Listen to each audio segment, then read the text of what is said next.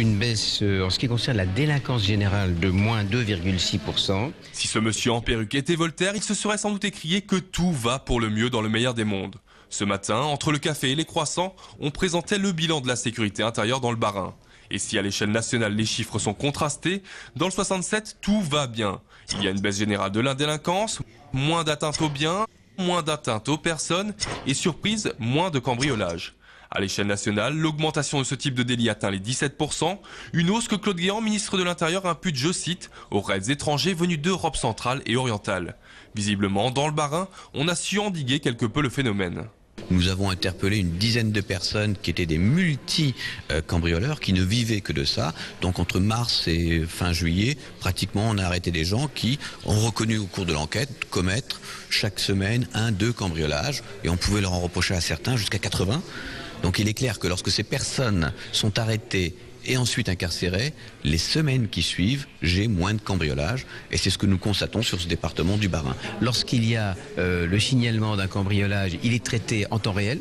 Il est en quelque sorte sorti de la masse des affaires pour être immédiatement traité. Ça, c'est un point. Et deuxièmement, je prends l'exemple de la gendarmerie. Lorsque l'on a compris que certains cambriolages étaient le fait probablement de groupes organisés, à ce moment-là, là aussi, des cellules spécialisées se mettent en place. Une coopération, si c'est nécessaire, internationale avec les Allemands se met en place. Et c'est cette action, comme je dirais, en pack, comme on pourrait dire chez le rugbyman, qui agit. Et je pense que c'est ça qui peut être efficace. Du côté du syndicat de police Alliance, si on ne remet pas en cause la qualité du travail des fonctionnaires barinois, on reste tout de même sceptique face à l'angélisme affiché de ces chiffres. Difficile d'expliquer une telle efficacité au moment même où les effectifs de gendarmerie et de police ne cessent de baisser.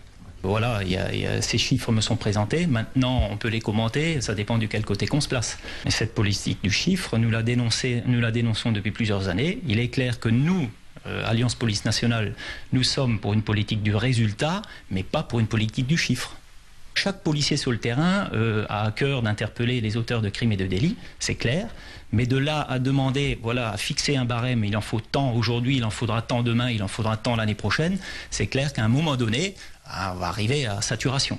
Rien qu'à l'hôtel de police de Strasbourg, d'ici la fin 2012, il y aura 50 fonctionnaires en moins.